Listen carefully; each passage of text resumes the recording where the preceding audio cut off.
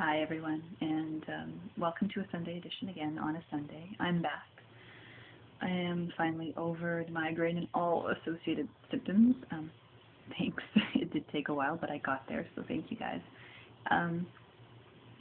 Yeah, that was a bugger, and it's an ongoing process that we're working on over here. So I'm trying to avoid them, so hopefully that won't happen again. So because of the whole last week of migraineness and everything that's been going on, I'm multitasking a lot today because we've gotten behind. And Mr. Q has got the magpie out at a birthday party, and I'm supposed to be cleaning the house right now. But I don't know. I put a little laundry in. I've thought about the ironing, and I've loaded the dishwasher. So I think that's got to count, for something.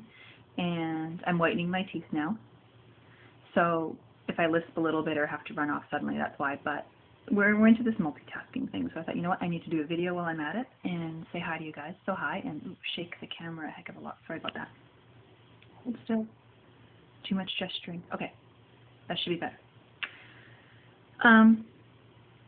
So yeah, a lot of multitasking today. But that leads me to my mother's favorite phrase of something about burning the candle at both ends, and one of those, trite little things that has all sorts of relevance and just makes me want to smack people.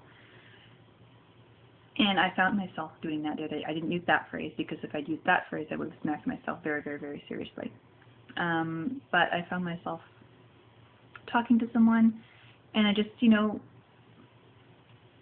the situation they were in, and it was just, well, that's the way it goes, and it's for the better, and da-da-da, and on and on, and I'm like, wow, if I was him and he was me, no, it's not good. And the catch is the magpie started doing it. Now, this isn't my fault, because I try and avoid these things at all costs. This is daycare's fault. And she's coming home with all these, you get what you get, and you don't get upset. Okay. Or it is what it needs to be. And on a 3.5-year-old, it all sounds very wise and grown up and mature, but it is still a very trite thing. And I know it's deep, and if you actually think about it, it's valid, and she hasn't used it inappropriately. She has actually used it at very, very appropriate times, but you get worried that she's just going to, this is going to be her whole, everything's going to be reduced to these little catchphrases now. And if those are the only two, that's okay. I'm okay with that, because those are good ones. But I don't know, it was a very strange thing to come out of her mouth and say, it is what it needs to be. Okay. All right then. But what I need to do, in case she never says it again, is catch her saying it, record it on video, so there's pictures of her saying it. So when she turns 12 or 13 or 14 or 15, I can turn around and show her a picture or a video of herself saying, you get what you get and you don't get upset. And that'll solve all sorts of problems. Or create a whole ton, I have no idea. She'll be 16, it'll probably create a whole other ton. But I don't know, I'm waiting to see what other preschool phrases come out, what other early childhood education material they've got up their sleeve at daycare before we get to kindergarten, and she goes up to the teacher and says, it is what it needs to be. And then we get a notice home about how zen-like our child is or something.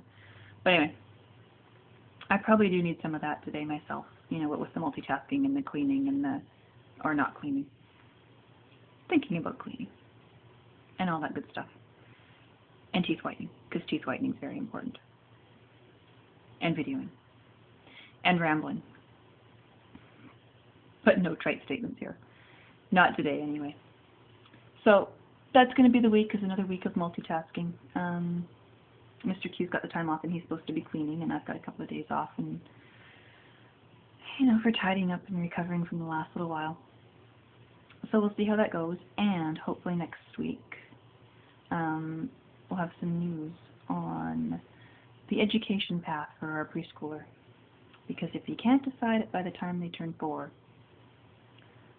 it's probably too late to do much of anything. Wish me luck. We'll see you later.